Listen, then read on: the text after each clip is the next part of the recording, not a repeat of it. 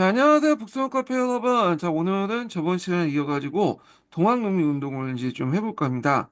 자, 제가 점심시간에 잠깐 그 착각을 해가지고 어제 그 일요일인 줄 알았어요. 잠깐 하다 정신이 없다 보니까 그냥 보니까 딱 끝나고 그냥 토요일이더라고요. 그래서 아, 이거 다음 주에 보자고 했는데 오늘 또 보기로 하겠습니다. 예. 자, 그러면 동학농민 운동과 갑오 을미기업 이렇게 있는데 일단 요거는 이제 시마스 교과서예요. 그래서 시마스 교과서 한번 보고요. 자, 그 앞부분도 쭉 읽어보겠습니다. 자, 개항 이후에 일본 상인의 곡물 유출로 곡물 가격이 폭등하고 그 다음에 외국산 면지물의 유입으로 면지물 수거봉이 타격을 받은 등 농촌 경제가 악화되었다. 또한 외국 간의 분쟁에 따른 배상금 지불과 개화 정책의 추진을 위한 국가재정 진출의 증가로 농민의 조세 부담이 늘어났다. 그래서 이제 배상금 지불 같은 경우에는 앞에서 얘기한 것처럼 이제 뭐 이모군란이라든지 뭐 갑신전변 등등 해서 이렇게 돈을 지불했잖아요. 이런 걸 얘기를 하는 거고요. 자, 더욱이 집권층의 부정부패로 수탈이 가중되자 전국 각지에 농민 붕괴가 일어났다. 자, 평등과 사회개혁을 동요되는 내세운 동학이 동요하는 농촌 사회에서 매우 빠르게 확산되었다. 자, 동학은 정부의 탄압을 받으면서 자, 2대 교주 최시영을 중심으로 교단을 재정비했고 포접제를 이용해서 그 당시 교세를 더욱 확장했다. 그래서 이 표적지 같은 걸 통해서 원래 동학 이전에 농민봉기 같은 경우에는 9년 단위를 벗어나지 못했다고 했죠. 근데 이런 포접지를 통해서 도 단위, 아니 전국 단위도 이 동학운동을 확산시켰다. 이렇게 이제 보시면 되겠습니다. 그래서 이 포접지에 관련된 설명이 있죠.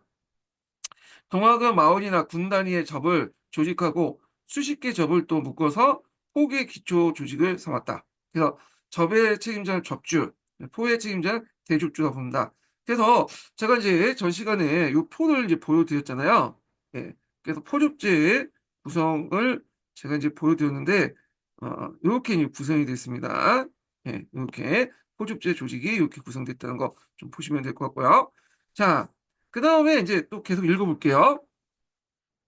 자, 동학교도들은 충청도의 공주와 전라도 삼내에서 집회 열고 교조의 체제후에 억울함을 누명을 풀어 줄 것과 포교의 자유를 요구하는 교조 신호운동을 전개했다. 자, 조선 정부가 교조 신호운동에 강경하게 대응하자 동학교도들 다시 춘천도 보훈해서 대규모 집회를 개최했는데 이들은 종교적 요구와 함께 한강 오리 같은 이제 그 처벌과 외세 폐측 등 점차 정치 요구까지 제기되었다. 그래서 이제 여기 보충자료 좀 보면요. 자, 동학교도들은 1894년 3월 4일 첫 외양을 내걸고 충청도 보훈에서 집회를 개최했다. 정부가 받아들이기 어려운 체제의 신호는 일단 유보하고 많은 사람들의 지지 얻은 기존의 체제와 공존할 수 있는 첫 외양의 기치를 전면에 내걸었다. 이렇게 이제 있고요. 자, 그다음 동학농민의 제1차 봉기 관련된 내용을 보겠습니다. 자, 전라도 고부 군수 조병갑은 만석포를 쌓고 강제로 물세를 거두는 등 비리를 저질렀고 농민들을 수탈했다. 자, 이에 정봉주 등은 사발통을 돌려서 천여 명의 농민을 이끌고 고구간을 점령했다. 자, 조선 정부가 새로운 군수를 파견하여 잘못을 바로잡겠다고 약속하자 이들은 스스로 해산했다. 자, 그러나 사건을 조사하기 위해서 파견된 안핵사. 이 안핵사라는 것은 이제 여기 있지만 농민 붕괴가 일어날 때 그 수습하기 위해서 이제 파견된 관리 안핵사가 있는데 요때 처음 파견한 건 아니죠. 조선시대 때 이제 이렇게 농민 반란 일어날 때 파견된 관리들 이제 안핵사라고 했어요. 자, 안핵사 이용태가 모든 책임을 동학교도와 농민 탓으로 이제 돌려 주모자와 참가자를 찾아내기 시작했다. 자, 정공주는 이에 맞서 송하준, 김계난 등과 함께 전라도 무장에서 봉기를 했다. 자, 이들은 이제 사대 강령을 반포하고 보호감민과 제폭구민을 내걸었다. 자, 앞 시간에 제가 사대 강령 관련된 내용 언급했죠. 그 보호감민, 나라를 돕고 백성을 편안케 한다. 그 제폭구민, 폭정을 제거하고 백성을 구한다. 이렇게 있는데, 자, 이때 이 보국의 대상은 조선 왕조예요. 그래서 왕조 자체를 부정하지는 않았다. 이때 제폭인데 폭정을 제거한다는 대상은 뭘까요? 세도 정치가, 그러니까 민시색들을 얘기하죠. 민시색들을. 자, 농민군은 향토원 전투와 항룡전 전투에서 강군을 물리치고요. 자, 항토원 전투하고 항룡전 전투에 대해서 전 시간에 언급을 했었죠. 요거는 이제 강군인데 좀 강군의 성격이 좀 다르죠. 예. 그래서 황투원 전투 같은 경우에는 이제 주로 이제 그 전략 감영군하고 싸웠고, 그 다음에 항공 전투는 누가 싸운 거죠? 경군, 지방 정부군하고 싸운 거예요. 중앙에서 파견된. 자, 그래서 강군을 물리치고 북으로 올라가 전주성을 점령했다. 이에 따라 다급해진 조선 정부는 청의 원정을 요청했는데 청이 조선의 군대를 파견하자 일본도 그에 이어서 파병했다. 자, 양국의 파병 소식을 들은 농민군은 정부군과 패정, 잘못된 정치 개혁을 조건으로 해서 전주합약을 체결했다. 그래서 전주합약 예전에 기출문이 나왔다고 했죠. 이거 좀 파악을 해두시고요. 그래서 이제 구현설문 좀 볼게요. 자, 전주성을 점령한 동학농민군과 조선 정부가 맺은 하해 약속인데 정봉주는 조선에 상륙한 청일 양군의 주둔을 빌미를 주지 않게 해서 정부의 패전 개혁을 제시하고 농민군을 해산했다. 이렇게 했는데, 자, 전주 항약 관련된 내용을 제가 저번 시간에 언급을 했어요. 그래서 요거 그 내용들 파악을 해두시고요. 자, 그 다음에 이제 이후 조선 정부는 교정청을 설치하고 농민군의 개혁 요구를 이제 수용하여 자주적인 이제 개혁을 추진했다. 자, 교정청 부분도 제가 나중에 동학 끝나고 나서 갑오 개혁할 때 더 다시 얘기를 해보겠습니다. 자, 그 해산된 농민들은 전라도 일대 직강소를 설치하고 수소 폐전 개혁을 나섰다. 자, 여기 이제 관련된 사료들이 있죠. 교조신호 운동 관련된 사료가 있죠. 공주 집회 관련된 사료가 있는데 제가 한번 이제 내가 그 출제자가 돼갖고 시험을 낸다면 공주 집회 사료하고 보훈 집회 사료를 딱 주어지면서 요거의 차이점을 물어볼 수도 있다. 이렇게 이제 물론 이제 아주 기초적인 거지만, 예, 이렇게 이제 보시면 될 것 같고. 그래서 요거 교과서 강독을 하는 주 목적이 뭐냐면 기초적인 것들을 보기 위한 거예요. 예. 그래서 보통 우리가 이제 어려운 문제들이 좀 나오면 이게 눈에 띄잖아요. 그러니까 그것 때문에 이제 충격을 받아가지고 막 어려운 책들, 심한 책들 이제 보는데 막상 이 문제 나온 거 보면 이렇게 교과서 있는 거, 기초에 나와 있는 거, 이렇게 쉬운 문제들, 누구나 좀 공부하면 풀 수 있는 문제들이 상당수거든요. 그리고 합격 여부는 거기에서 결정되는 거지. 뭐 우리가 알고 있는 심화서적인 나온 거다, 뭐 논문에 나오는, 자, 그냥 운 좋으면 맞추라는 문제 있죠. 예. 그런 문제에서는 솔직히 말해서 그건 당락에 큰 영향을 못 미쳐요. 그래서 교과서에 있는 내용들을 꼼꼼히 보는 게 좋다는 거죠. 오히려 거기에서 많이 그 점수를 획득해야지. 왜냐면 합격하는 거지. 요거는 쉬운 거는 그냥 놓쳐버리고 어려운 문제 몇 문제 맞췄다고 해서 합격한 시험은 아니거든요. 그래서 이렇게 교과서 분석하면서 이걸 이제 뭐냐면 쉽더라도 꼼꼼히 읽을 필요가 있어요. 예. 근데 막상 시험장 들어가면 써가면 또 이게 사람이 떨리고 막 정신이 오락가락하면 어떻게 못 쓰잖아요. 그러니까 평상시에 이제 이런 자극과 반응을 통해서 이렇게 뇌를 훈련시키는 거죠. 신경망을 훈련시켜서 뇌를 이제 이렇게 들어가게 해서 이렇게 입력을 착 정확히 해줘야 돼. 음. 자, 하여튼 이 교조 시험 운동에서 공주 집회하고 보훈 집회 차이점 요거 쉽지만 문제 나올 수 있으니까 사료가 어딘지 일단 사료만 파악을 하면 문제 답안 끄집어내기는 어렵지 않거든요. 근데 왜 그 쉬운 문제 틀리냐? 요게 막상 이제 시험 문제 이제 딱 시험장 가서 문제를 보면 이게 정확히 어떤 사료인지 파악을 못 하는 거야. 왜? 그냥 개론서만 달달 외웠거든. 그러면 이게 안 되죠. 그래서 외운 거하고 요 사료들과 매칭을 시키는 그 작업이 필요한데 어려운 사료 볼 필요 없고 뭐 어려운 사료 나오면 난이도 없죠. 이거 변별력 없으니까 이런 교과서 사료 같은 것들 꼭 봐두시는 것도 좋다. 이렇게 이제 말씀드리고요. 자, 하여튼 요거 관련된 내용 한번 읽어볼게요. 자, 동아리 교사가 학대되자 동학교들은 교주 체제 후에 무명을 벗기고 포교의 자유를 얻고자 교조신호 운동을 전개했다. 1892년 3대 집회, 요거죠? 이거 공주 집회네요. 3대 집회와 그다음에 서울 복합상사 보훈 집회를 이어졌다. 그래서 이제 3대 집회에서 동학교를 중심한 종교 운동이었다면 보훈 집회가 이제 뭐냐면 정치적 구호가 등장했다. 이렇게 이제 얘기를 하고 있거든요. 예. 그래서 이제 삼례 집회, 공주 집회 뭐 이렇게 있는데 이렇게 있고요. 잠깐만요.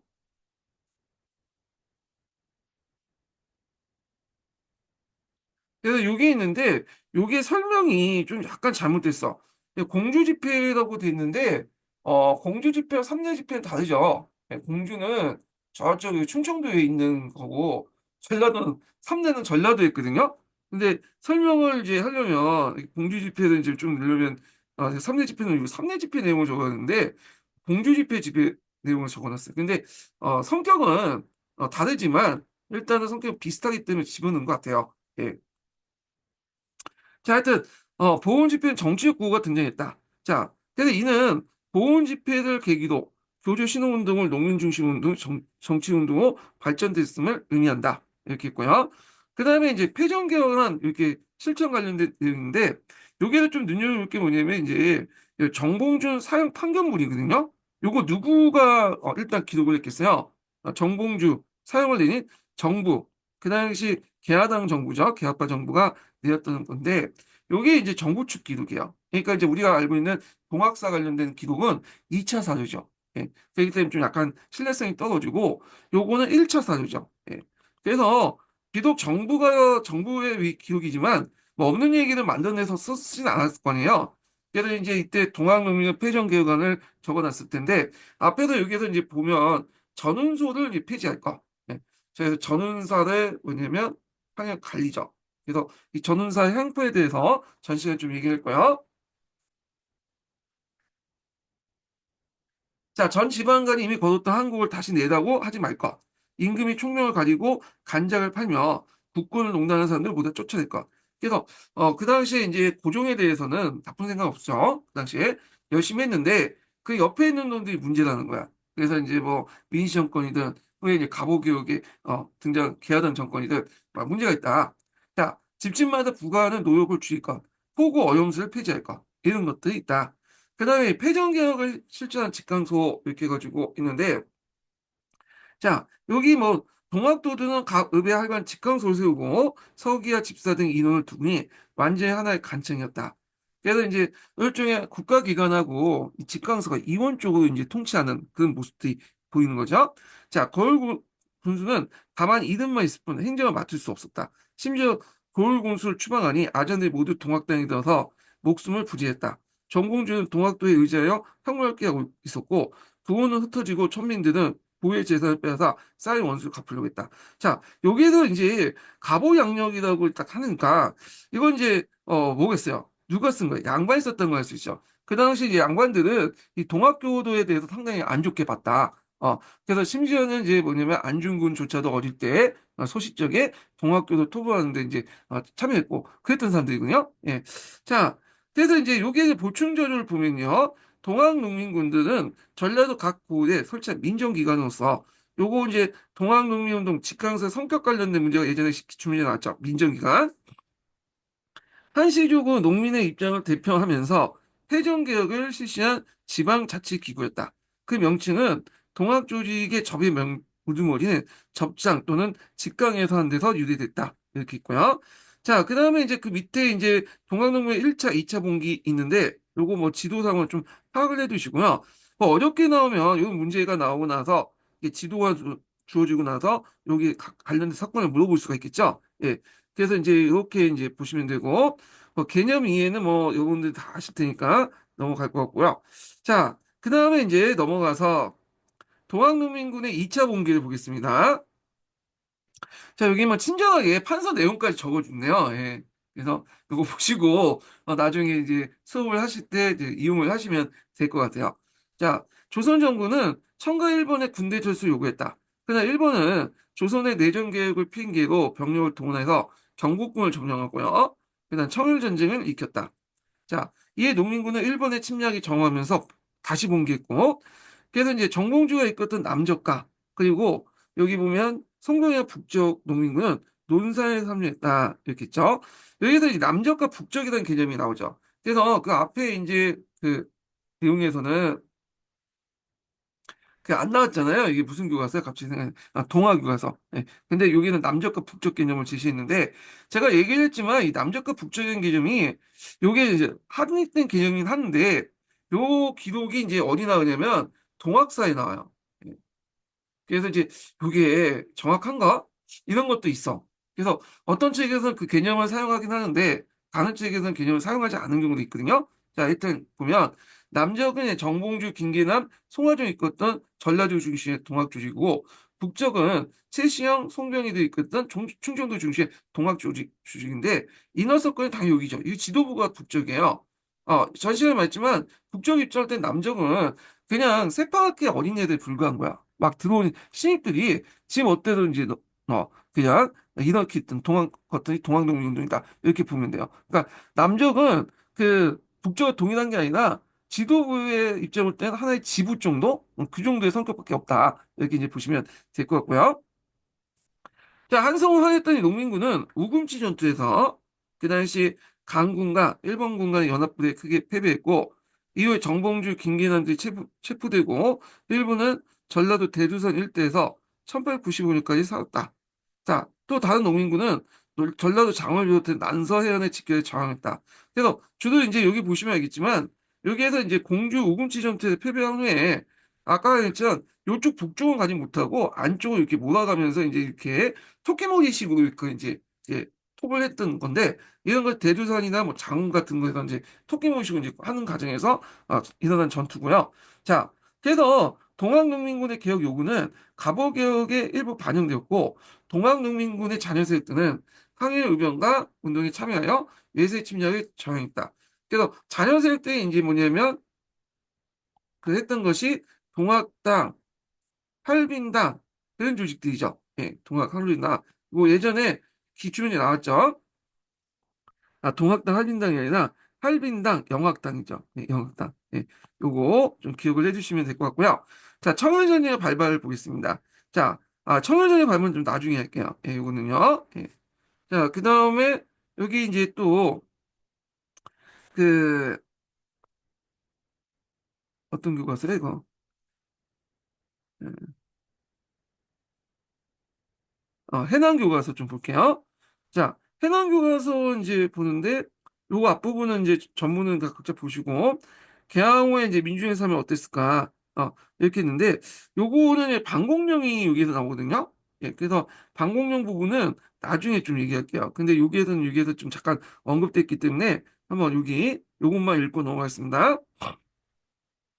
자, 개항 후에 이제 그 새로 들어온 문무들은 생활의 편리함을 가져다 줬지만 이 혜택을 누린 계층은 극히 일부였다. 그러니까 개항 후에서 얻은 이익은 대부분 극소수의 계층들만 얻고 대상인, 대지주, 관료 이런 사람도 있고 그다음 중간에 써있던 중개상인들 그런 사람도 있고 대부분은 도시민이나 농민들은 손해를 보고 있었죠. 특히 이제 쌀이 많이 유출됐기 때문에 쌀값 때문에 쌀값 오르면서 또 쌀값과 연동된 물가도 같이 올랐기 때문에 상당히 고통을 얻고 있었다는 거죠. 그러다 보니까 이런 개항이나 개화에 대해서 상당히 부정적 인식을 가지고 있었다. 이렇게 보시면 될 것 같아요. 그래서 대부분 민중은 근대 문물과의 동떨어진 삶을 살았다.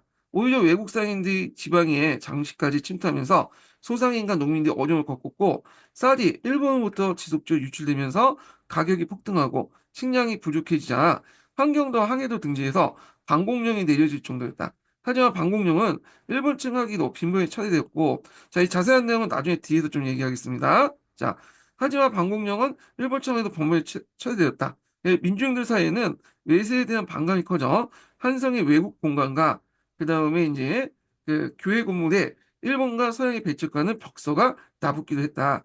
자, 삼정의 문란도 계속되어 농민의 삶을 더욱 싱겁게 했는데 또한 개화 정책 추진과 일본 등에 대한 배상금 지불에 위해 막대한 재정이 필요했고 이 부담이 농민들에게 지워졌다. 자, 농민들은 부패한 관리들을 고발하는 등의 소극적 저항으로 해결이 안 되자 전국 곳곳에 봉기를 했다.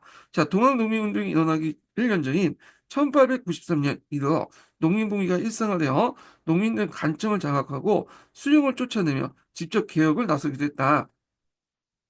자, 그다음에 동학농민운동의 정치 운동을 보겠습니다. 여기 이제 뭐 포급제 관련된 내용이 있고 교조 신호운동 있죠. 그래서 공주 3대 집회, 그다음에 이제 복합상소 있고 보험과 근구 집회 이런 것도 있다는 거죠.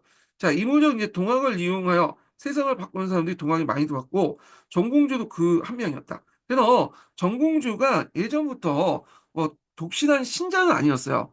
근데 이제 동학도가 확대되고 동학을 통해서 뭔가 세상을 바꿀 수 있다고 생각하니까 동학농민운동 이전하기 전에 뭐 1년 전인가 몇 달 전에 들어온 신참이었거든요.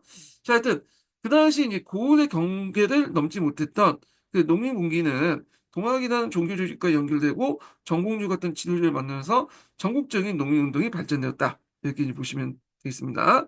자, 그다음에 고부에서 농민분기 관련된 볼게요. 자, 이 고부. 그래서 이 고부가 이제 지금은 정읍 고부면 이렇게 돼 있지만 실제로는 지금 정읍뿐만 아니라 부안이나 고창까지도 확대된 지역이었어요. 그 부의 명칭이 고창의 고하고 부안의 부자인데 일제강점기 1910년대에 군을 개편하면서 이 보부군이 간등됐죠. 그래서 정읍군의 이제 일개 그 면으로 간등됐는데 자 안타까운 일이야. 예. 자 하여튼 고부 군수였던 조병갑의 수탈가 행표가 극심했다. 자 조병갑은 멀쩡한 만석부를 두고 그 안에 이제 새 볼을 쌓게 하여 물세를 거두는 등 값진 명목을 거뒀고요. 그것 때문에 이제 사발통을 돌려가지고 고분 농민분기가 일어났다.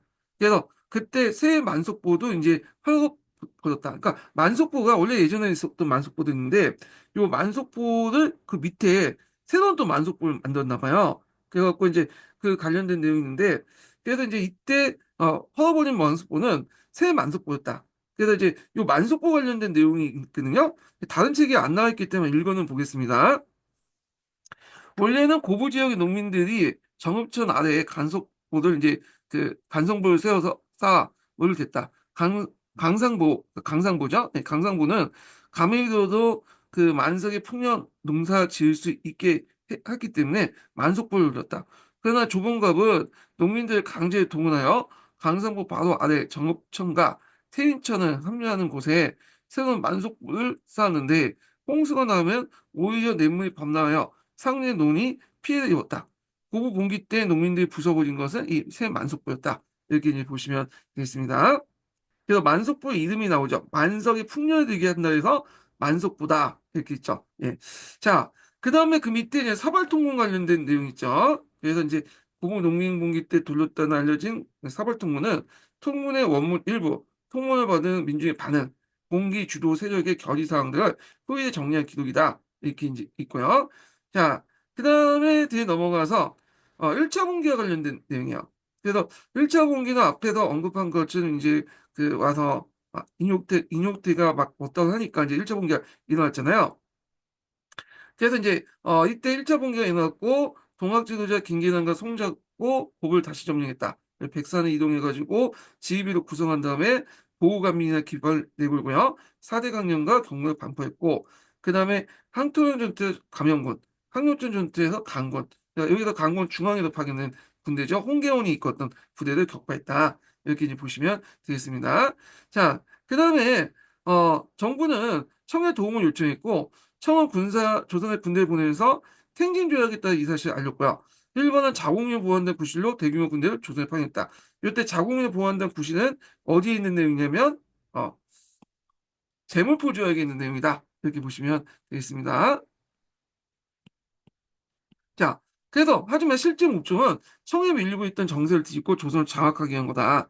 자, 정일 양국이 이제 조선에 들면서 상황이 급박하게 돌아가자 그 당시 이제 전주 확약을 이제 맺게 되죠. 그래서 직강소를 설치하고 그리고 있고요.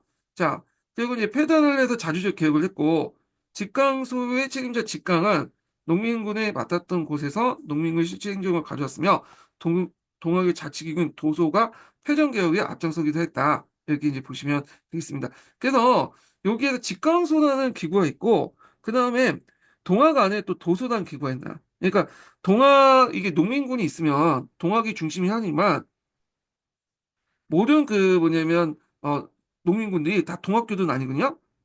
비동학교도도 있겠죠.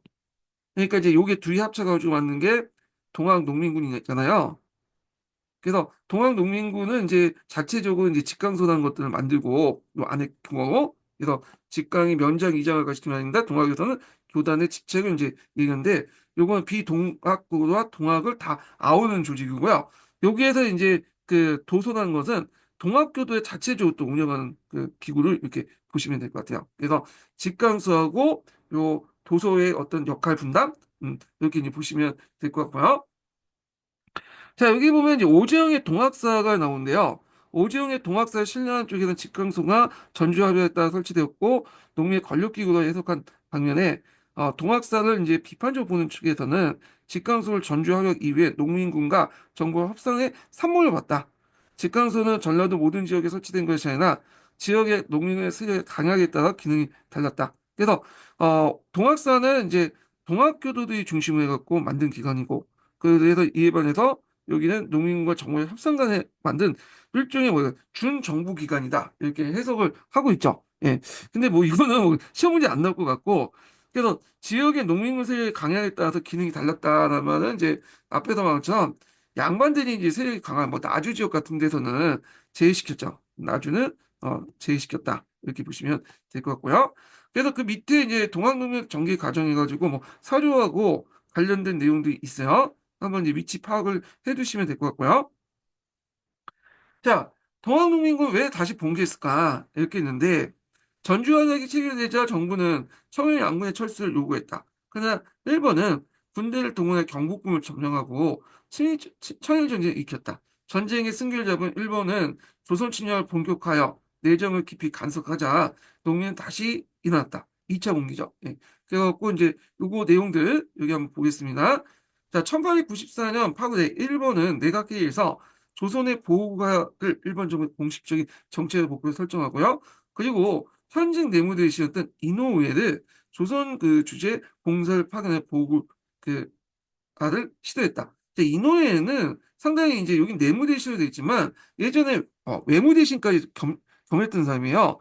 그래서 이노우에가 이제 여러 가지 이제 뭐 서양과 맺은 불평등 조약을 개선하려고 상당히 뭐냐 노력했는데 잘 안 됐어. 그래서 이제 물러났는데 지금 뭐냐면 한때 외무대신으로 지냈던 이노우에를 뭐냐면 공사를 파견한다? 그러니까 이노우에 입장일 때는 자천이잖아요. 근데 일본 정부 입장일 때는 이게 자천이 아니라 이노우에가 상당히 외교적으로 상당히 중요한 인물이기 때문에 그걸 파견한다는 거는 그만큼 일본 정부 입장에서 조선의 문제에 대해서 상당히 중요도가 있다고 판단했기 때문에 파견한 거죠. 그래서 그 조선을 이제 식민지하기 위해서는 이노우에 같은 거물이 파견 가서 해결을 해야 되겠다 하기 때문에 파견한 거다 이렇게 보시면 되겠죠.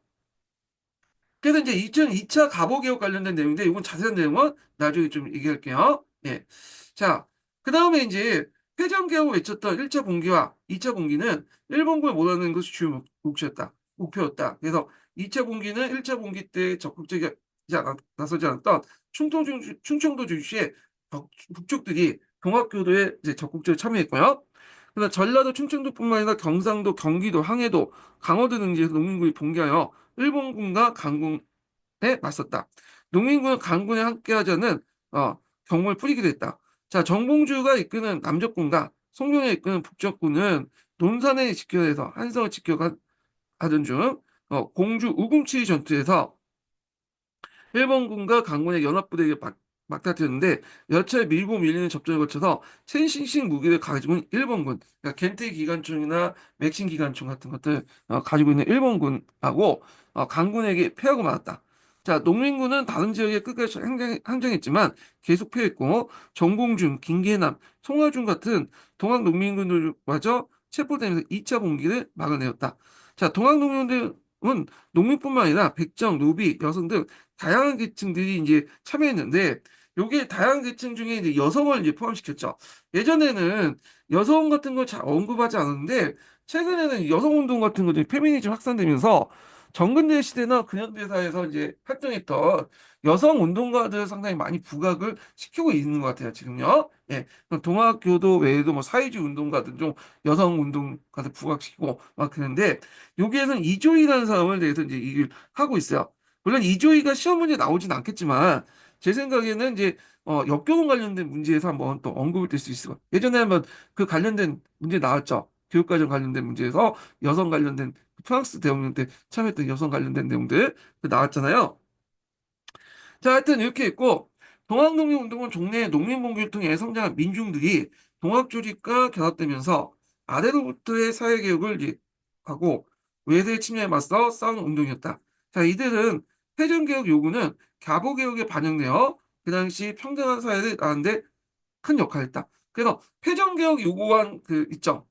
오주영의 동학사에 있는 내용 중에 제가 이제 1차 가보개혁에 반영된 내용에 대해서 언급했잖아요. 그래서 주로 사회개혁과 관련된 내용에 많이 반영됐죠.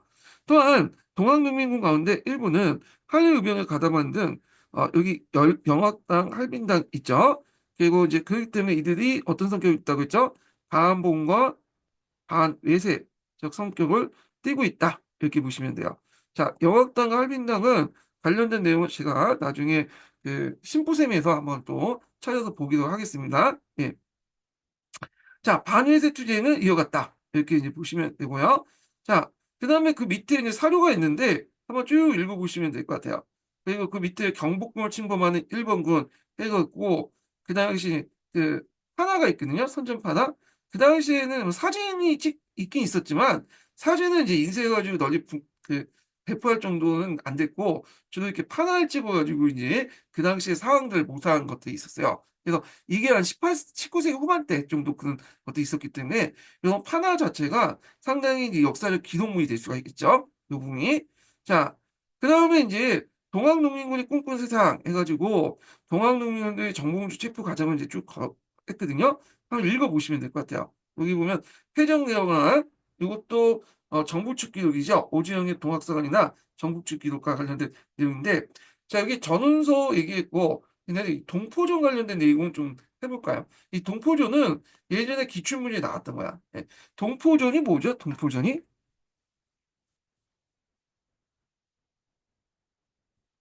자, 이걸 이해하려면 그다음 대원군의 그 군정 개혁부터 이제 볼게요.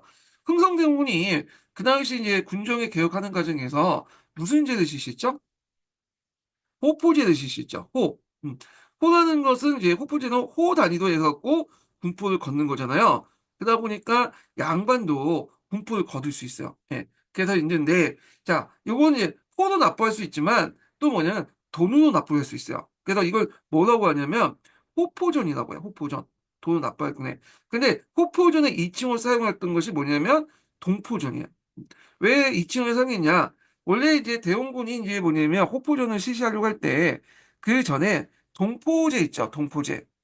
그래서 동포제를 이제 실시하려고 했죠. 동포는 마을 단위로 이제 생을 걷는 거잖아요.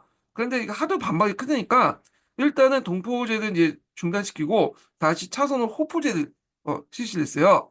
그래서 이런 것들 때문에 호포 동포가 좀 헷갈렸나 봐. 그래서 호포전 또는 동포전 이렇게 불렸던 거예요. 그래서 동포전은 이제 호포전의 다른 이칭이다. 원래 처음에 동포제는 실시를 하려고 했는데 이게 안 되고 호포제로 바뀌었는데 그 당시 사람들은 이제 호포제하고 동포제하고 잘 뭐냐면 헷갈리는 경우가 있기 때문에 그냥 호포전, 그냥 동포전 이렇게 이제 연칭해갖고 그러니까 이칭을 사용했다 이렇게 보시면 돼요. 그래서 이 동포전은 군역을 뭘로 납부하는 거다? 돈으로 납부하는 거다. 예. 그래서 호포제에서 돈으로 납부한 걸 홍포전이다. 군역과 관련된 내용이에요. 그래서 요게 예전에 한번 기출문에 나왔으니까 좀 기억을 해두시면 되겠습니다. 자, 그 다음에 이제, 이렇게 있고, 여기 뭐, 농민혁명의 길을 걷다 해가지고 뭐, 이렇게 있는데 한번 읽어보세요. 예. 요거는 나중에 제가 역교농 관련된, 체험학생 관련된 문제 낼 때, 한번 내보면 좋을 것 같아. 예, 가끔씩 이제, 역교농 문제 낼 때 제가 좀 골치가 아픈 게, 이게 예문을 계속 만들어야 되는데, 제가 이게 한두 문제 만드는 것도 아니고, 이게 수십 문제 만드는 거잖아요. 한번 모의고사 내면. 그래서 예문을 만드는데 진짜 머리가 빠개져요, 진짜. 예. 근데 교과서를 보니까 예문들이 나올 게 많아. 그래서 나중에 교과서에서 예문을 떼가지고 문제를 만드는 게 좋을 것 같아. 하여튼 그런 생각이 들어요. 자, 그 다음에 이제 이렇게 있고, 어, 그 다음에 이게 해당 교과서고, 예. 자, 여기 천재 교과서를 보겠습니다. 자, 동학농민들 전개에서 이제 교조 신호운동 관련된 내용인데 여기서 뭐 볼 필요는 없어요. 뭐 예전에 까 했던 교과서 내용 비슷하니까 이렇게 있고 그다음에 보험가나 뭐 이렇게 있고요. 자, 고구에도 농민분기 관련된 내용 있죠. 그래서 여기 또 이제 앞에 있는 내용하고 비슷하고 자, 사발통문에 대해서는 좀 자세히 적혀 있기 때문에 이거 한번 읽어보겠습니다. 자, 사발통문에서는 정봉주를 비롯한 220명의 이름이 올려 있으며 보부소의 점령, 조공과 처형 등의 내용이 적혀 있다. 그 다음에 사발통문은 이제 주모자가 등하지 않도록 둥근 사발을 엎어놓고 그림원을 이제 그리고 나서 참가자 이름을 둘러가며 적은 통문을 말한다. 요게 처음으로 이제 뭐냐면 만든 건 아니고 예전에 보부상들이 이런 형식으로 해갖고 통문을 이제 많이 만들었어요. 경문을요. 예. 자, 그다음에 교조신호 운동 관련된 내용을 이제 판서도 이렇게 적어놨거든요. 그래서 굳이 이걸 판사할 필요 있나? 이렇게 해주면 얘들한테 그냥 보여주면 될 것 같은데. 얘들이 보고 적으라고. 자, 뭐 이렇게 있고 그 다음에 그 밑에 이제 동학농민의 전주석 점령하다. 뭐 앞에 있는 내용하고 동일하고요. 다만 여기 이제 백산의 이제 지명의 명칭에 대해서 얘기를 하고 있죠. 백산에 모이는 농민군들은 대부분 신옷을 입었고 죽창을 무장했다. 그래서 농민군이 많으면 죽산, 그리고 서면은 백산에 산다. 이렇게 이제 있고요. 그 다음에 이제 전주 활약 관련된 내용이 있죠. 그래갖고 이제 뭐 그 당시 일본도 일본 공산과 조선 내에 일본인을 보호한다는 대규모 병력을 했다. 이렇게 있고요. 자, 그 다음에 패전개혁과 전주합약, 직강소, 교종청 관련된 내용들 있고요. 자, 그 다음에 이제 여기 청일전쟁 부분 나중에 다시 이제 좀 얘기를 하고요. 동학농민군이 다시 일어나다. 이렇게 해서 2차 봉기와 관련된 내용인데, 앞에 있는 내용은 크게 이제 뭐냐면, 큰 차이는 없어요. 예. 그래서 이제, 이렇게 있는데, 여기에서 이제 요 부분만 한번 읽어볼게요. 정봉주의 남쪽 부대뿐만 아니라 송병호가 이끌었던 북쪽 부대도 함께 봉기했다. 자, 이들은 논산의 연합부대를 형성한 후 한성을 향해서 진격했다. 이와 동시에 연합부대가 합류하지 못한 농민군도 각 지역에서 봉기했다. 이렇게 있고, 뭐 우금치 전투 같은 것도 있다. 여기 보시면 될 것 같고요. 그 다음에 이제 여기 직관서하고 교종청 관련된 내용이 있거든요. 그래서 이제 직관서 내용은 앞에 읽었으니까 교종청 내용을 좀 보겠습니다. 교종청은 이제 그 일본의 어떤 개혁 요구에 맞서서 우리도 자체적인 개혁을 할 수 있다는 걸 보여주기 위해서 교종청을 설치했죠. 그래서 교종청은 전면적인 개혁보다는 과거 폐단의 교정을 가하는 부분적인 제도에 그쳤다. 일본이 경복궁을 점령한 후 이후 궁극기무처가 설치됐고 교정청이 폐지되면서 부분적인 제도 개편안의 시행조차 이루어지지 못했다. 이렇게 있는데 보통 이제 교정청은 나중에 좀 더 살펴보겠지만 주로 이제 부세제도 개혁 관련된 내용들 이런 것들에 이제 있고 그다음에 이제 보통 갑오개혁의 어떤 평가를 할 때 제한된 자율성 논자 관점이 있거든요. 그래서 제한된 자율성 입장 올 때 이 교정청 같은 경우에는 좀 우리가 나름대로 자주적인 어떤 것들을 보여줬다라는 데서 어떤 입증 이제 증거로 삼게 되죠. 이 교정청은.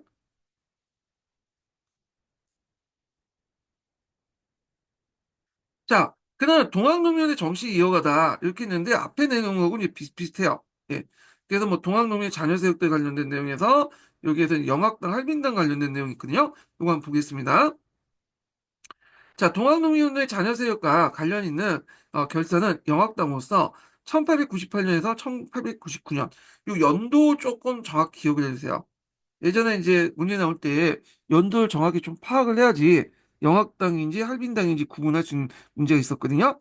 자, 하여튼 영학당이 먼저 나왔고요. 그리고 이제 전라도 일대 농민공기를 주도했고 할빈당은 동학농민운동세력과 직접 관련이 없으며 주로 1900년에서 1904년에 활동했다는데 관련이 없다는 거는 저는 모르겠어요. 이게 주관적인 편입자인지 생각인지 모르겠지만 다른 책에 관련이 있다고 나와 있거든요. 이 때문에 관련 있다고 보시면 돼요. 이거는요. 자, 그래서 이제 하여튼 이렇게 있고, 그 다음에 이제 여기 보면 패전개혁하는 거, 뭐 앞에 있는 교과서 있는데, 보시면 알겠지만 이제 이렇게 오지영의 동학사 있는 내용이 패전개혁은 많이 없죠, 지금.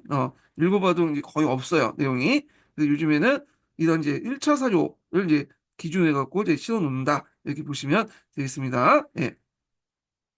자, 그래서 이제 이렇게 이제 받고, 그 다음에 이제 갑오개혁을 보겠습니다. 네.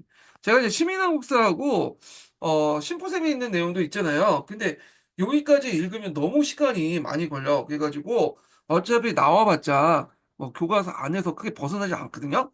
예. 그 이상으로 나와버리면 어쩔 수 없는 거죠. 그건 뭐, 시험에 되게 어렵게 나온 거기 때문에, 이건 심포샘이나 시민한국사 읽어갖고 푸는 문제는 아니고, 어차피 논문에서 낸 거니까, 대부분은 이제, 그, 근현대에서 보면 그냥 교과서만 보도 풀 수 있는 문제가 10개 중에 한 뭐냐면 7개, 8개 정도 되고 한두 개 정도만 좀 어렵게 내더라고요. 근데 이거는 어차피 이제 뭐 그 심플쌤이나 시민한국사 공부해도 풀 수 없는 문제들이야. 논문이나 어떤 우리가 알지 못하는 데서 내기 때문에. 그래서 제가 이제 딱 보고 진도를 빼야 되잖아. 일단 22년 개정교과서를 이제 쭉 읽다가 진짜 이제 없는 내용들, 요거는 좀 심화돼야 할 부분들 있죠.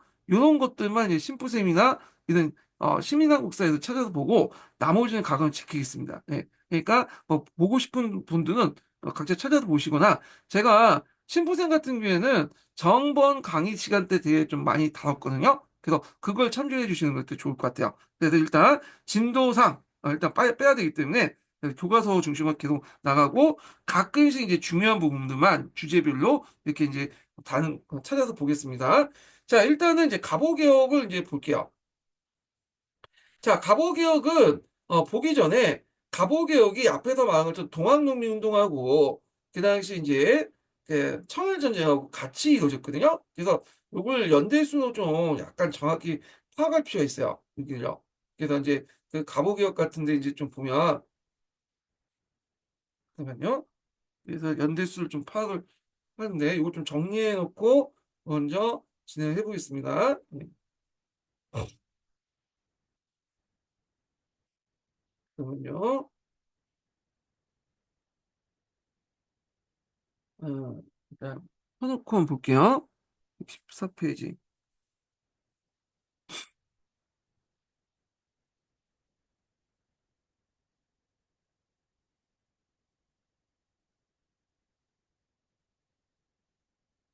자, 여기 보면 갑오개혁 시기의 국내적 사건들이 있거든요. 그래서 이제 1차 동학농민운동이 이제 1월 달에 일어났고요. 그건 이제 갖고 이제 청일군의 조선파병이 이때 5월 5일, 6일에 걸쳐서 일어났고 그 소식을 듣고 전주화작을 맺은 게 5월 8일이에요. 그다음에 교정적 개혁이 이제 자체적 개혁을 했는데 이걸 보고 이제 일본군이 이제 주둔 명분이 없어질 거 생각해서 경복궁을 점령을 했고 1차 가복을 한 것이 6월 21일이죠. 그리고 이때 청일전쟁이 1차 가보기를 시작하고 나서 이틀 뒤에 시작을 했고요. 그리고 이제 뭐냐면 궁극기물처가 6월 25일에 설치하고 요걸 본 동학농민이 다시 일어난 것이 9월 18일이죠. 예. 그리고 나서 여기 이제 2차 가보기요. 이렇게 이제 있고 아마 이제 이게 여기 9월 달이니까 이게 음력이니까 양력으로 하면 10월 12달 정도인데 제 생각엔 이때 좀 곧바로 일어나지 않고 이렇게 2차 분기가 좀 약간 몇 달 뒤로 일어났던 건 뭐냐면 아마 추수기하고 겹쳤기 때문인 것 같아요. 추수를 일단 하고 나서 공개를 해야 될 거 아니에요. 네, 그래서 이제 이런 게 있고, 그 다음에 이제 2차 공개 일어나고 나서 12월 때 2차 가보 개혁이 일어났고요. 그리고 이제, 요때 정도면 거의 일본군이 승리할 이제 기세죠. 이렇게 승리할 때 일본군이 이제 승리를 하게 되죠. 그래서 15세기 조약을 맺게 됐다. 그래서 이렇게 있고, 그 다음에 이제 이 15세기 조약에서 이제 여순 대전 그, 를 하장하고, 그 다음에 대만까지 하장을 하잖아요. 근데 여순 대전은 이제 러시아의 어떤 이해관계가 걸린 부분이니까 삼국 간섭을 통해서 다시 중국에 돌려줬죠. 이게 3월 29일이고 그때 이제 있고 나서 해가 바뀌어서 그 당시 이제 을미년에 1895년에 해가 바뀐 게 여기죠 여기 해가 바뀐 게 참 보시겠네. 해가 바뀐 게 이제 여기가 을미년이죠. 1895년 년이나. 그래서 해가 바뀌어서 이제 하는 것인데 여기부터인데 이때 이제 을미사변이 고 을미개혁이 있었다. 그래서 1894년부터 해서 1895년 2년 사이에 이렇게 이제 갑오개혁, 동학농민운동, 그다음에 청일전쟁이 동시에 있었어요. 그래서 예전에 10년도 기출문제 그 관련된 연도를 이제 분별하는 그 문제가 시험에 나왔는데 이게 달뿐만 아니라 저가 일수까지 계산을 기억을 해야지 뭐냐면 내는 문제. 그러니까 수학을 푸는 게 아니라 산수 형식 문제 그런 문제가 나왔죠. 자, 그래서 하여튼 요거 물론 이제 주관식 시험은 그런 식으로 나오진 않겠지만 전반적인 이런 어디에서 어디까지의 위치, 사건의 위치 정도를 시계열적으로 이렇게 정리를 딱 해가지고 머릿속에 좀 약간 익혀두시는 게 좀 이해하기 좀 편하겠죠? 예. 자, 그래서 이제 이렇게 이제 있고, 그러면 1차 갑오개혁 과정을 좀 보면, 자, 일단은 전주화력을 맺고 일본군이 서울 침입을 하고 나서, 그 다음에 전주화력으로 이제 조선의 주둔 명분을 상실한 일본은 청군에 대해서 청일양국과 공동 개혁을 하자 제안을 했지만, 청군이 거절했죠. 그리고 또 조선 정부의 내정 개혁을 제시했는데, 이때 이제 고종이 일본군을 철수한다면 우리 개혁하겠다. 그래서 우리도 개혁할 능력이 있다고 해서 교정청을 설치했다. 그래서 교정청을 설치해서 독자적 내정 개혁을 했는데, 자, 근데 이 일본이 보고 이제 이거에서 안 되겠다 해서 경복을 점령해서 민주정권이 붕괴돼서 1차 갑오개혁이 이뤄졌죠. 그래서 앞에 이제 교정청 관련된 내용을 이제 좀 언급했는데 거기는 잠깐 이제 좀 내용이 좀 적어서 여기서 언급하고 좀 정리하고 넘어갈게요. 자, 교정청이라는 것은 이제 그 우리나라 이제 여러 가지 문제점 중에 일부 교정 개선하겠다 해서 이제 우리가 자율적으로 만든 간청이 교정청이죠. 그래서 갑오개혁의 자율성 논과 관련돼서 이제 관련된 기구로서는 교정청을 많이 부각을 시키는데 밑에는 교정청 관련된 사료가 있고요. 그래서 교정청은 개혁에 관한 정책을 기반하기 위해서 설치한 임시관청이고 그 개혁 내용 중에 부세제도, 신분제도 개혁돼 있어서 동학농민운동의 요구를 나름대로 수용했다. 이렇게 보시면 될 것 같아요.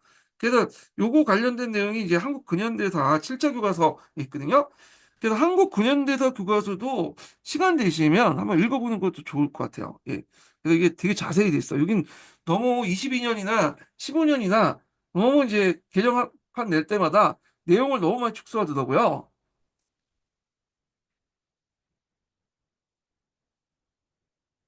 자, 그래서 한번 읽어보겠습니다. 자, 요거는 풀셈에 있는 내용이니까 이제 보시고 여기부터 읽어볼게요. 1894년 6월에 고종이 개혁의 대안을 지시하자 정권 교정청을 설치하고 위원들을 임명했다. 고기현 이제 농민군대 요구사항을 바탕으로 개혁안을 이제 마련했는데 주로 지방 인사제도 그다음에 그 및 조세제도 개혁을 중점을 뒀다. 부정부패 관리 처벌, 지방 간의 자기 관할 구역 내에서 토지 매매 소유 금지, 각 골 아전대 공정한 선발 및 뇌물수수 금지, 각종 잡세 징수 금지, 정해진 이제 세금 외에 추세를 매기는 부가세 징수 금지인데 여기 좀 보시면 알겠지만 되게 보면 어떤 내용들이 많아요. 부세제도 개혁 관련된 내용들이 많죠. 그래서 이런 내용들은 이제 구성되어 있다. 이렇게 이제 보시면 될 것 같고요. 자, 그래서 교종층의 의미는 일본이 강압한 5개조 내정 강화. 그래서 일본이 자기가 이제 해서 같이 이제 뭐 하겠다. 일본이 하겠다는 그 5개조 내정 개혁을 물리치고 조선 정부가 자주적인 내정 개혁을 깨기 위해서 설치한 것다. 그래서 이 교종청을 운영하다가 이제 일본군이 경복궁을 점령하고 나서 요걸 폐지시키고 대신에 중국 기무처를 설치하죠. 이거는 1차 갑오개혁과 연결된 그 기간이죠. 그래서 교정청 관련된 내용을 한번 읽어봤고요. 그러면 이제 관련된 내용 이제 보겠습니다. 자, 1번은 경복궁을 점령한 뒤에 그 당시 흥성대원을 속정한 김홍직 내각을 구성했다.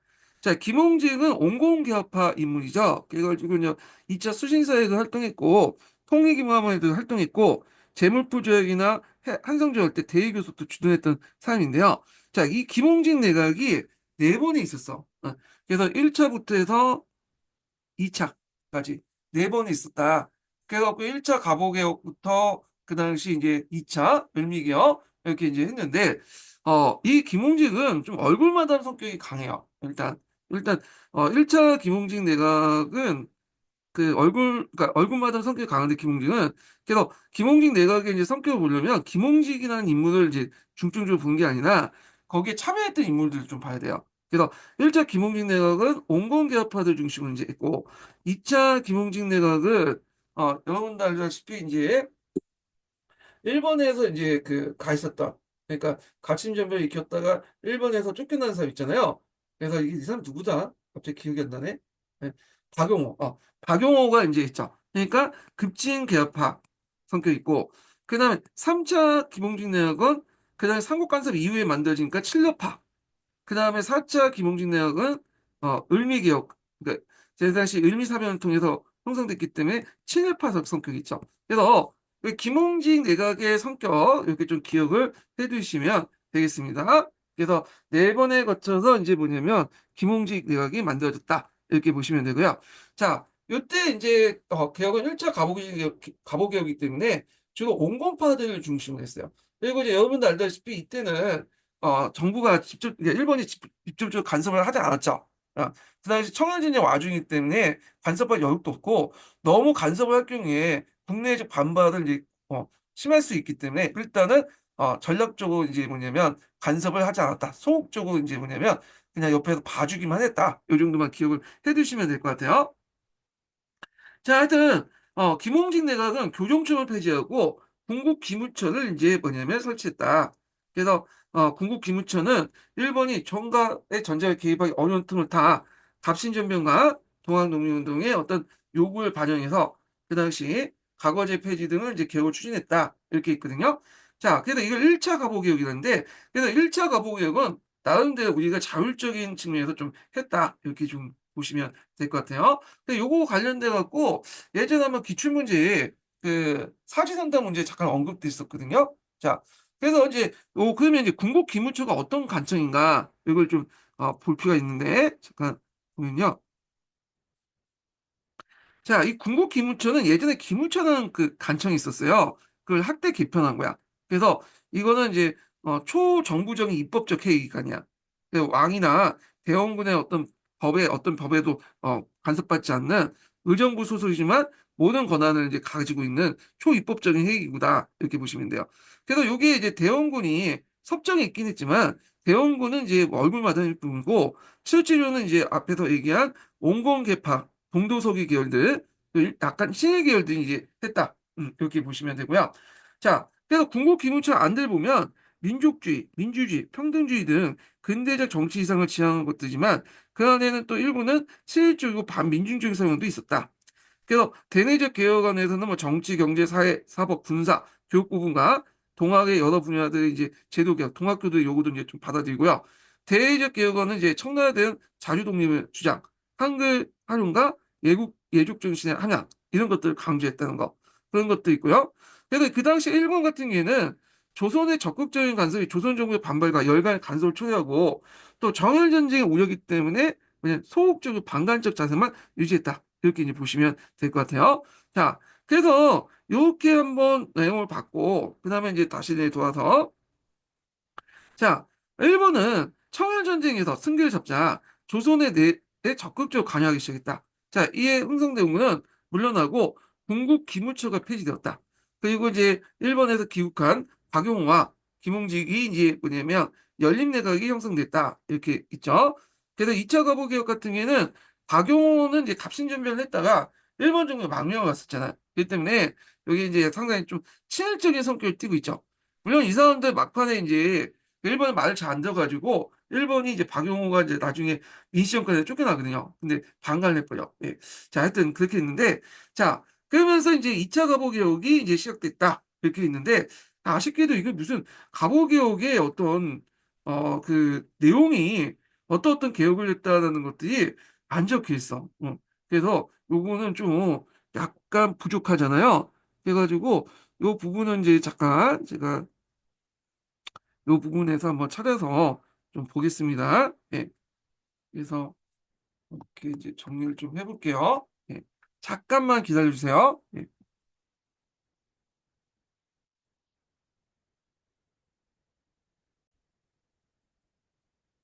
그래서 이제 여기에 이제 약간 1차부터 2차, 3차 이게 개혁 관련된 내용이 정리가 잘 안 돼 있더라고요. 15년 개정 교과서에서는 좀 정리가 잘 돼 있는데 이게 개정이 바뀌면서 내용이 많이 빠졌어. 근데 이제 임용시험에는 이제 이런 것들이 나올 거 아니에요. 그래서 제가 이제 여러 책들을 보고 좀 정리한 내용들이 있어요. 그래서 있는데 예전에 이제 그 여기 있는 근현대사 심화자료가 있긴 있는데 요거는 좀 약간 정리가 미흡하고 좀 틀린 게 있어갖고 다시 제가 이제 이걸 재정리해가지고, 이걸 기본 강의 시간에 강의 교재에 집어넣었거든요. 그래서 요걸 좀 보면서 좀 얘기를 해보기도 겠습니다 자, 일단 1차 갑오개혁 관련된 내용을 볼게요. 자, 이때 이제 그 개혁 내용을 보면요. 중국의 연원을 폐지하고, 그 당시 개국기원이라는 그 연원을 했죠. 그래서 이때 이제 그 조선의 이제 연도, 1392년이 조선 건국연도잖아요. 그래서 거기에서 그 1년으로 잡고 계산을 해보니까 1894년이 개국 503년이 되는 거야. 그래서 개국 기원은 이제 사용했다. 그리고 이제 좀 의미가 있고요. 자, 그래서 이제 이것은 어떤 의미가 있냐면 청해 종주권을 부인했다. 청해 종주권을 이렇게 이제 보시면 될 것 같습니다. 자, 그 다음에 1차 갑오개혁에는 또 눈여볼 게 뭐냐면 중앙정부 개편인데 자, 중앙정부를 국내부하고 의정부를 이렇게 분리시켰어요. 그래서 국내부는 왕실 사무, 그다음 의정부는 국가정보기구 이렇게 해갖고 있고, 그 다음에 이제 의정부 안에 탈암호를 뒀죠. 암호는 간청이라는 의미예요. 그래서 거기 보면 네모암문, 외모암문, 탁지암문 등등도 있는데 눈여겨볼 게 탁지암문이죠. 탁지암문. 네. 그래서 예전에는 재정이 뭔가 이제 여러 기관이 같이 했잖아. 그러니까 이제 돈이 빠져나가는 도 많고 이게 파악도 안 되니까 모든 재정적 업무를 탁지암으로 이게 통합시키죠. 그래서 이게 나중에 탁지부로 이름이 바뀌죠. 탁지부로. 자, 그 다음에 이제 이게 또 눈여볼 게 뭐냐면 여기 학무하문이 있어. 학벌 뒀다.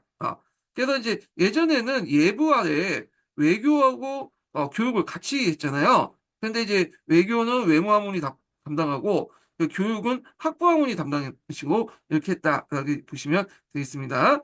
그 다음에 의정부 밑에 있고 이제 국내부 이렇게 이제 했다는 거. 그래서 의정부와 국내부 이렇게 분리시킨 게 뭐냐면 그 당시에 고종이나 민시 정권의 어떤 그 민시 세력들의 어떤 정치 참여를 배제시키려고 했다라는 의미가 있죠. 예. 자, 그 외에도 간등이 시외품으로 이제 축소했는데 그때 칙인간, 그 다음에 주인간, 판인간 이렇게 구분했어요. 칙인간은 장차관급이라고 보시면 돼요. 예, 고위직위원이 보시면 되겠죠. 그다음 근대적 경찰 제도를 뒀죠. 내무 산하에 경무청을 설치해서 근대적 경찰 제도를 뒀고요. 그다음에 관리 월봉제, 그다음에 문무관 차별 철폐, 그다음에 과거 제도를 폐지했다. 과거 제도를 폐지하는 대신에 이제 뭘 뒀냐면 그 당시 이제 그 보통 시험과 특별 시험이라는 통해서 시험하는데 일본의 제도를 받았어요. 그래서 그 하급 관리 제도 같은 경우에는 하급 관리는 보통 시험제, 그다음에 또 특별시험제 이렇게 이제 해갖고 뭐 특별히 이제 기술직이나 이런 사람을 뽑겠죠. 뭐 이런 식으로 해갖고 이제 그 뭐냐면 관리 선발 제도를 바꿨고요. 그리고 대관 제도와 상소 제도 등 언론 기관을 폐지했어. 그래서 정근대 시대 때는 언론 기관이 그 제도권 안에 있었잖아요. 근데 이제는 이걸 폐지시키고 그럼 언론 기관은 누구 하냐? 근대적 신문이나 그런 것들 이제 하게 된 거죠. 자, 그 다음에 이제 경제개혁을 보겠습니다. 경제개혁은 재정의 일원화, 아까 이제 탁자훈이 모든 걸 간접했었죠. 그리고 이제 근대적 상공업 육성, 그래서 유기전의 어떤 도급권 폐지나 한국제 폐지, 우리가 이제 한국제 폐지가 여기에서 이제 했던 거고, 여기 유기전 같은 경우에는 이제 신해통공 때 유기전 제국은 금난 정권을 폐지한다고 했잖아요. 그래서 유기전은 아직 그 금난 정권, 여기는 도급권이었지만 금난 정권이 있었는데, 유기전의 금난 정권, 도급권이 폐지된 건 요때다. 그럼 유기전 자체는 언제 폐지됐냐면, 유기전은 이제 2차 개혁 때, 도급권 폐지는 1차 개혁 때, 이렇게 정리를 해주시면 될 것 같아요.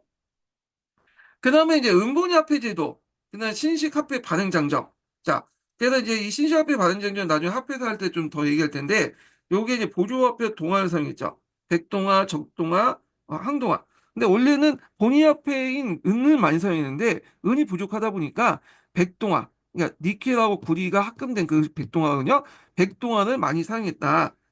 그리고 이제 신식화폐 발행장정에서 이제 또 볼 게 뭐냐면, 외국 화폐를 일시 사용할 수 있다고는 있잖아요. 그래서 이제 요것 때문에 이제 그 엔화가 널리 유포됐다. 요거 나중에 좀 다시 설명하고요.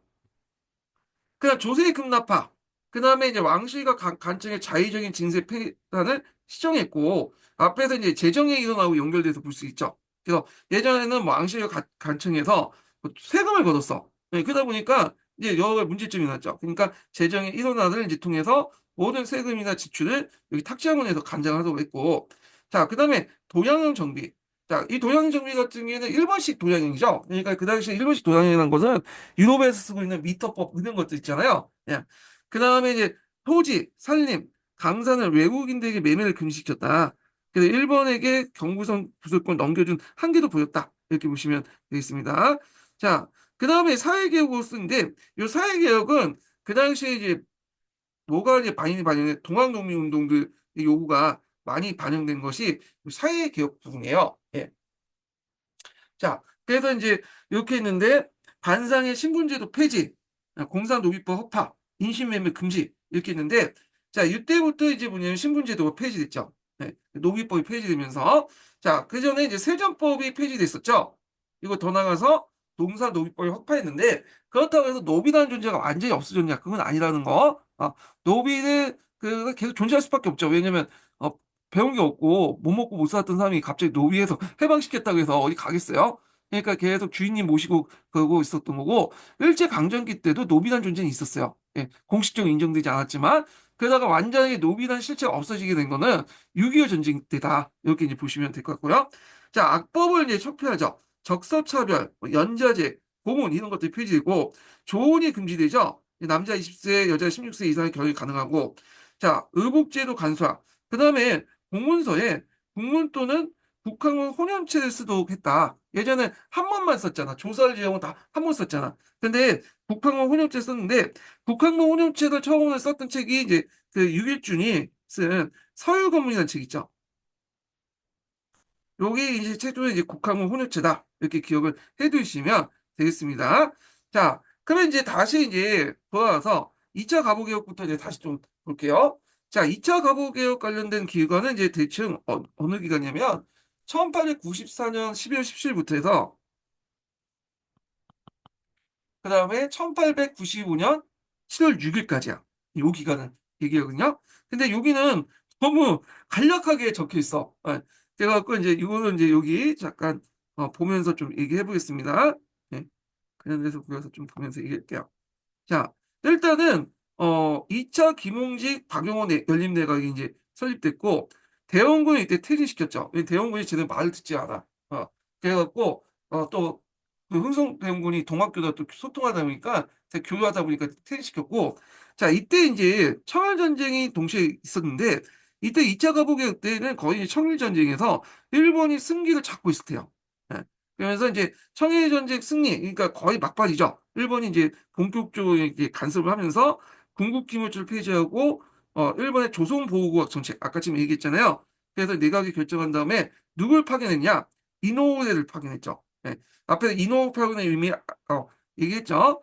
그 일본 차관 제공을 약속해주고 그러니까 일본이 차관을 통해서 우리나라 이제 뭐냐면 정치에 간섭하겠다는 거야. 경제 예전에 IMF가 이제 우리나라 돈 빌려주고 나서 여러 가지 구조 조정을 이제 요구했잖아요. 요구가 비슷하다 보시면 돼요. 그 다음에 홍범 14대 중인 독립서공을 발표를 지시했다. 자, 여기에서 눈여볼 게 독립서공인데 왜 우리가 굳이 그 고종이 이제 나가서 독립서공을 이제 발표하냐? 그건 뭐냐면 이제 이때 독립은 뭘까요? 독립 청으로부터 독립이야. 이미 이제 청나라는 이제 여기에서 지고 있기 때문에 이제 청으로부터 독립해라. 근데 우리 독립을 실제 원했냐? 그거 아니죠. 우리가 먹겠다. 이런 의미죠. 예. 그래서 독립서공의 의미는 이런 의미다. 이렇게 보시면 되고요. 그래서 홍보 14조 관련된 내용인데 요거는 2차 가보개혁의 어떤 그 주요 내용이 담고 있죠. 자, 그래서 요 관련된 내용을 이제 좀 보겠습니다. 250번을 볼게요. 이게 푸셈에 있는, 구푸셈에 있는 내용이에요. 자, 일본과 박용호 등 친일 관료 개혁은 1994년 12월 홍보 14조를 제정했는데 대략 두 가지 목적을 담고 있다. 곧 자주 독립과 근대국가 수립을 시험을 연구로 청국의 간섭 배제와 왕실에 약할게 했다. 그래서 여기 보시면 알겠지만 이제 그 뭐냐면 왕실 배제 관련된 내용들이 2차 개혁 때 더 가속화되거든요. 이런 것도 이제 보시면 되고 자, 그건 일본이 조선을 독점 지배하고 왕조 국가인 조선의 국권을 무력화시키기 위한 것이다. 그리고 이런 작업을 거쳐 1895년 4월에 들어서자 일본은 보호국화 작업을 이제 서둘렀고 이때 이제 2차 김홍직 내각은 일본인 고문관의 철저한 통제와 조정을 받았다. 그 결과 내각자 일본식 지방제도를 시행하기 이뤘다. 그래서 요게 이제 그 2차 가부개혁 같은 경우에는 일본의 영향력 아래 있었기 때문에 상당히 이제 일본식 개혁, 정치제도 등 이런 개혁들 다 일본식 개혁들이 이제 있었다라고 좀 기억을 해두시면 되겠습니다. 자, 그래서 이제 여기 홍범 14조를 볼게요. 네, 홍범 14조. 여기 이제 뒤에 있는데 여기 홍범 14조인데 여기에서 볼게요. 그냥 여기에서 그냥 이렇게 정리됐네. 네, 이렇게. 그래서 이제 여기 있긴 있는데 제가 이제 이거 좀 정리해가지고 일단은 보겠습니다. 자, 그래서 이제 여기 이제 보면 정리한 내용을 좀 볼게요. 책마다 좀 다르기 때문에. 음. 자, 일본이 본격적 간섭을 해가지고 이제 홍보 14조를 바탕으로 이제 진행이 됐는데 홍보 14조 내용을 이제 볼게요. 여기가 여기네요. 자, 청에 의존하는 생각을 버리고 자주 독립을 기초로 세운다.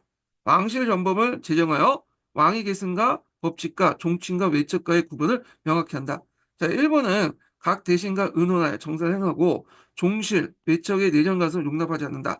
예, 등등등을 익히는데 여기에 좀 눈여볼 게 이제 일곱 번째 조세 징수와 경비 지출은 모두 탁지화문에서 이제 하는데 여기 탁지화문이라는 명칭이 2차 개혁 중간에 이름이 바뀌어요. 탁지부 등이 개명하게 되죠. 자, 그 다음에 이제 왕실과 간부는 1년 회계를 예정하여 재정에 기출을 한다. 그래서 이게 양출 제입의 원칙이죠. 근대식 개혁의 원칙 중에 하나고. 자, 여기 보면 12번 보면 그 당시 이제 장교를 교육하고 징병을 실시하여 군제를 근본 항임한다. 그래서 여기 징병제 실시 관련된 내용인데 실제로 징병제 실시하지 않았죠. 일단 징병제가 돈이 많이 들고 징병제 실시하면 그만큼 국민으로서의 권리를 줘야 될 거냐. 선거권도 주고. 그러니까 이제 그 별로 안 좋아했던 거야. 이런 것들. 자, 그 다음에 이제 뭐 문본을 가리지 않고 인재를 등용한다. 요거는 이제 앞에서 얘기한 것처럼 갑신전병, 갑오개혁, 그 다음에 동학농민운동에 공통적으로 들어가는 거죠. 근데 홍보수사주의 이제 의도가 왕권 약화가 있잖아요. 그래서 왕권 약화가 이제 여기 있죠. 3번과 4번에 있어요. 임금은 각 대신과 의논하여 정설 행하고 종실, 외척의 내정 간섭을 용납하지 않는다. 민시세력을 배제하겠다. 이런 것도 있고, 그 다음 왕실사무와 국정사무를 나눠 서로 혼돈하지 않는다. 이미 1차 갑오개혁 때 반영됐던 것을 이제 더 강화시켜 나왔다. 이렇게 이제 보시면 되겠죠.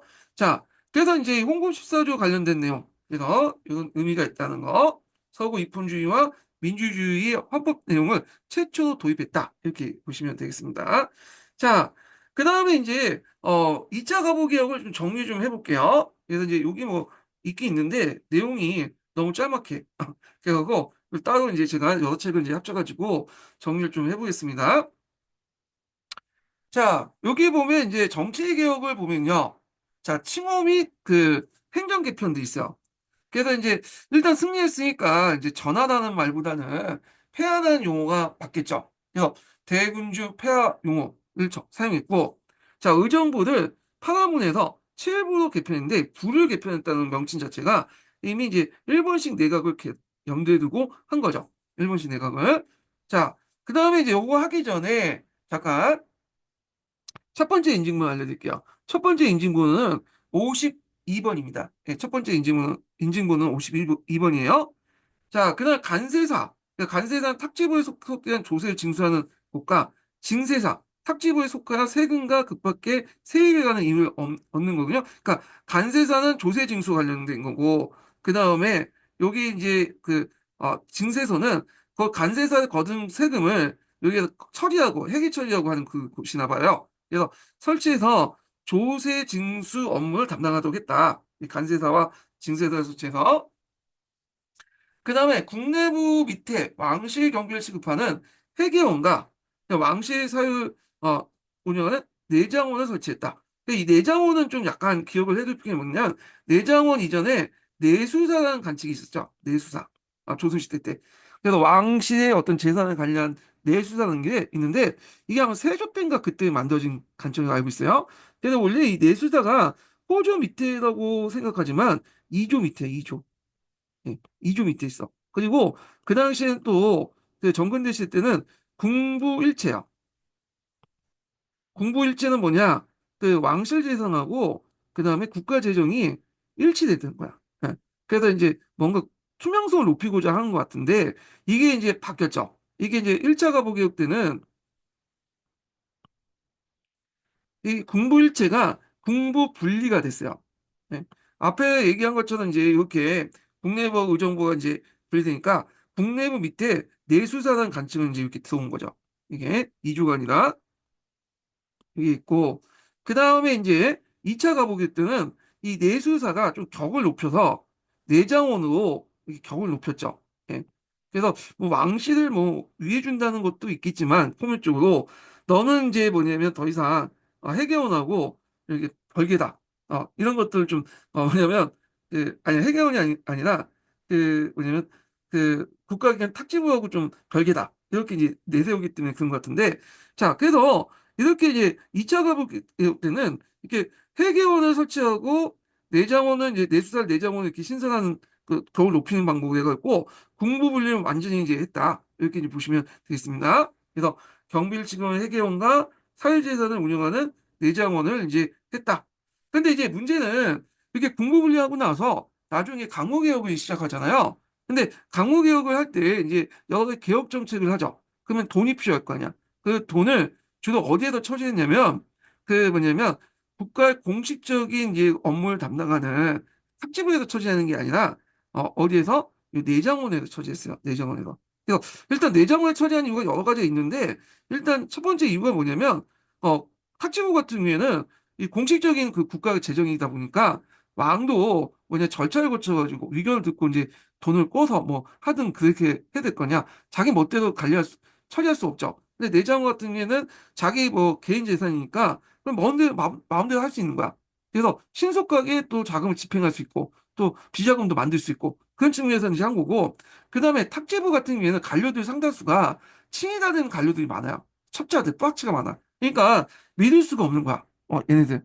그래서 그 측근들로 구성된 내장원에서 하는 것이 훨씬 더 뭐냐 안정적이고 비밀리 자금 관리가 편하기 때문에 그렇게 한 것도 있어요. 그래서 강목개혁 때는 이제 나중에 이 내장원이 중심해가지고 했다. 이거 좀 기억을 해두시면 되겠습니다. 자, 그 다음에 지방간집, 보면 팔도를, 그 당시 부, 무, 군, 현이 있었는데, 팔도 밑에, 이걸 부와 군으로 이렇게 바뀌었죠. 예.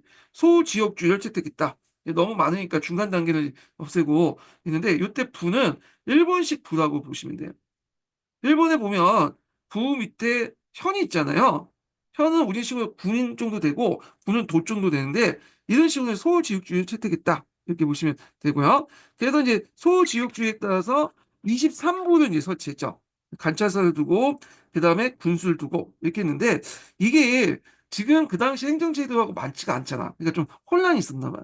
그래서 다시 이제 도하긴 했는데 일본도 나중에 일제강점기 때 이런 식으로 부군의 이제 통일해갖고 일본식 제도, 행정제도를 도입하려고 했는데, 이 총독부에서 반대했어. 이게 한국 현실에 안 맞다고. 그래갖고, 일본의 통치제도를 보면, 예전에 조선시대 때 도, 군, 현, 이런 체제죠. 그리고 다만 여기에 부를 좀 추가시키는 거, 왜죠? 기존의 체제를 그대로 이용하고, 거기에 일본식 부를 추가하는 그런 체제로 이제 바뀌었죠. 자, 하여튼 뭐 이렇게 있고, 자, 그 다음에 지방간은 사방권을 뺏고 행정권만 갔다. 그래서 지방간의 권한이 축소됐다. 이렇게 보시면 되고요. 사법부가 독립됐어요. 그래서 정부기관마다 행사했던 재판권을 재판소 단일해 갖고 사법권을 독립했는데 그렇다고 완전하게 이제 뭐냐면 사법부가 독립된 건 아니에요. 군수가 1심 재판권을 계속 가능한 지역이 있어요. 다만 계양장이나 다른 이제 2심 재판소는 이제 1심, 2심 다 뭐냐면 그 사법부가 하고 일부 지역에서 아직까지는 군수가 1심 재판권을 행사하는 지역도 있었다. 이렇게 이제 보시면 되겠습니다. 자, 그 다음에 지방재판소, 항성재판소, 고등재판소, 특별공고 같은 걸 설치하고요. 그래서 이제 지방재판소하고 그 여기 계양재판소는 이제 1심 재판소고 고등재판소하고 특별법원 같은 경우에는 이제 이런 것들 2심 재판소이겠죠. 여기 뭐 순회재판소도 있고 그런데 여기가 여기가 1심이고 한성재판소가 여기가 2심이고 여기다 이제 순회재판소 해가지고 2심 재판소가 있고 뭐 이렇게 그리고 체계적인 이제 뭐냐면 그 법관 양성에서 법관 양소소가 규제했다. 행정권에서 사법권을 독립시키고 이제 행정 군수는 군수 업무만 봤다는 것. 다만 일부 지역에서 군수가 아직까지도 1심 재판권을 유지하는 지역도 있다. 이렇게 보시면 되겠습니다. 자, 그 다음에 군대 통합과 이론화를 깨려겠다. 하나의 이제 어떤 병력 체계를 이제 통합을 시키려고 했던 거죠. 그리고 훈련대를 확충시키고 사관 양성소를 이제 뭐냐면 설립하려고 했다. 자, 그 사관 양성소 같은 경우에는 박용호가 이제 추진했지만 박용호가 실각하면 실패했어요. 예. 그리고 훈련대가 이게 이제 문제가 있었던 게 뭐냐면 이 훈련대를 이제 주로 누가 훈련시켰냐면 일본군 장교들이 훈련을 시켰어요. 그래서 되게 친일적인 성격을 띠고 있어요. 예. 그래갖고 이제 나중에 을미사변 때 그 당시 이제 일부 동원된 거 외곽 경비를 이제 일본 군들이 이제 외곽 경비를 시켰던 게 훈련대거든요. 그래서 훈련대를 동원해갖고 을미사변을 일으킨 주체가 이 훈련대고 흥성대원군이다. 이렇게 보여주기 위해서 왜냐면 흥성대원군도 강제로 납치해갖고 거기 훈련대에 같이 이렇게 있게 있거든요. 자, 그래서 되게 친일적인 군대였다 이렇게 보시면 되고 물론 그렇다고 해서 모든 훈련대가 다 친일적인 게 아니야. 상당히 이제 반일적인 군대도 있었어요. 예. 그렇기 때문에 나중에 이 훈련대가 이제 폐지된 이유도 되기도 하거든요. 이거 나중에 좀 설명하고요. 자, 그다음 교육적인 측면을 볼 때 교육의 교육 입국조서를 이제 하자. 근대적 학제를 바탕으로 했는데 예전에 이거 관련된 내용이 예전에 시험 문제 나왔죠. 예. 그래서 이건 뿌셈에서 이제 자세히 나있는데 나중에 뿌셈에서 읽을 때 좀 더 얘기할 텐데 자, 여기에서는 강조하는 게 충효야. 일본식 충효를 강조했다. 예. 그리고 동도서기가를 폐지하고 일본식 충효교육과 폐지하고 실용적인 어떤 서구학문 요게 이제 했다 이렇게죠. 일본식 충효를 강조했다는데 일본식 충효교육이 뭐가 문제 있냐? 우리도 예전부터 충과 호를 강조하지 않느냐? 그거 강조했죠. 근데 일본식 충효하고 우리의 충효의 의미는 달라요. 우리는 효라는 것은 이게 뭐예요? 그 절대적인 거죠. 호라는 것은 이제 천륜이잖아요. 건들 수 없잖아. 아무리 아버지가 개똑 같아도 어쩔 수 없이 자기 아버지잖아. 근데 그, 그 충의 대상인 이 군주는 다르죠. 군주가 성리학적 가치가 어긋날 경우에는 갈아칠 수 있어. 그때 뭐가 가능해? 반정이 가능하죠. 그러니까 충이라는 거는 그 뭐냐 상대적 개념이야. 그런데 이제 일본 같은 경우에는 아버지한테 너가 홀한 것처럼 아니 아무리 개떡 같은 그 군주여도 뭐냐 똑같이 충분해라. 절대적인 개념이에요. 예. 그래서 상대적 개념이 아니라 절대적 개념이다. 이렇게 좀 기억을 해주시고 이거는 일본의 성리학의 특징하고 또 연결돼 있죠. 일본의 성리학 특징은 이런 개설적인 어떤 그 서열관 이런 것들 되게 강조하잖아요. 자, 뭐 이런 것은 이제 그 연결돼서 이제 보시면 될 것 같고. 자, 그 다음에 한성사범학교를 이제 설립했고, 자, 그래서 이제 여기 지금 오늘 서울교대 뺄 티 없다고 징징대는 학교 있죠. 전신이고, 그 다음 외국어학교 간제를 마련했다. 자, 경제적으로 이제 보면 회계법을 작성했죠. 그래서 그 앞에 이제 홍법 그 14조의 내용 있죠. 네. 그래서 그 내용에 이제 그는 재정일치란다. 저기 뭐냐면 조세에 관련된 내용이 있잖아요. 그래서 양출 재입의 원칙 등등 이렇게 해갖고 우리나라의 이제 최초 근대 예산제도와 조세 법정주의를 구성했다. 조세 법정주의라는 것은 세금을 거둘 때 법에 명시해서 걷는 거다 이렇게 보시면 돼요. 근데 예전에도 그렇게 했겠는데 이게 제대로 뭐냐면 지키지 않았어. 그러니까 이걸 원칙화 시켰다 보시면 돼요. 자, 그 다음에 이제 독점 상권권을 가진 보우상 단체인 상리국을 폐지했다. 이걸 좀 보시면 되고 상리국 이전에 해상공국이 있었죠. 해상공국은 있고 상리국이 연결돼 있어요. 예. 그래서 이 해상공국의 상리국은 정부가 보호해주는 어떤 단체예요. 예. 법적 단체로 보시면 돼요. 그래갖고 요게 이제 독점권도 이제 주고 요 시장세도 징수할 수 있는 권리도 줬어요. 예. 그런데 이제 이게 하도 많이 많으니까 이걸 이제 상리국, 해상공국이 나중에 후신이 상리국이냐 상리국을 폐지해서 그 당시 보부상들이 갖고 있는 이제 시장세 징수 권한을 폐지시키고요. 그 다음에 독점권도 폐지시켰죠. 특정 물품에 대한. 그러니까 이제 보부상 입장 올 때는 상당히 뭐냐면, 타격을 입은 거죠. 그래서 보부상들이 전부는 아니지만, 일부가 만들어둔 단체가 예전에 나왔던 한국협회죠. 한국협회는 정부가 만드는 그 어떤 정부 조직이 아니에요. 이거는 그냥 민간에서 자율적으로 이제 연결된 인위 조직인데, 근데 한국협회를 만드는 과정에 정부 사람들이 많이 개입을 했어요. 그래서 실제로 친정부 기관의 단체라고 보시면 돼요. 그렇지만 이 한국협회는 종전에 그 보부상 조직인 정부 밑에 있는 이제 상리국이나 해상공국처럼 막강 권한을 갖고 있지 않아요. 예. 그래갖고 이제 뭐 독점권이라든지 그 다음에 뭐 시장세 징수라든지 이런 이제 그런 권한이 없고 정부의 지원을 받은 뭐 여러 가지 보조금을 받은 인위 단체 정도. 그러니까 민간 단체인데 준정부 기관 이렇게 이제 보시면 돼요. 준 간변 단체 정도 이렇게 보시면 돼요. 예. 그래서 여기보다 좀 약간 격이 낮죠. 그래갖고 나중에 좀 얘기했지만 독립협회하고 한국협회가 막 싸울 때 한국협회 사람들이 요구한 게 뭐냐면 예전에 상리국을 다시 부활해달라. 이 말은 이제 상리국이 가지고 있는 이런 상리국이 밑에 상리국이 있을 때 주어진 이제 뭐냐면 보부상들의 여러 권한들을 같이 회복해달라는 거야. 예. 그래서 이제 이렇게 했는데 이건 나중에 보부상 조직할 때 좀 다시 얘기하고요. 자, 그 다음에 이제 유기전을 폐지시켰죠. 그래서 유기전의 독점권을 폐지시킨 건 언제 때요? 예, 요때죠. 예, 그래서 했는데 유기전 자체를 폐지한 거는 2차 개혁 때다. 이렇게 보시면 돼요. 자, 군사를 보면 기존의 군사조직 폐지하고 훈련대를 설치하고 사관 영성소를 설치 시도했지만 박용호가 추진했던 시각에서 실패했고요. 예. 그 다음에 이제 요거는 약간 요쪽이네요. 정치 부분에 있었던 걸 제가 이제 여기로 옮겨야 되겠네, 나중에. 겹치네요. 예. 자, 그리고 시위대를 창설해서 궁궐 호위를 담당했다. 그래서 상대적으로 볼 때 군사개혁 관련된 내용이 약간 미비해요. 이게. 일단 군사개혁 하려면 돈도 많이 필요하고 또뭐 징병제 실시하려면 국민들에게 어떤 여러 가지 권리도 줘야 될 거냐. 의무가 주어진 대신에. 그리고 일본이 별로 안 좋아해.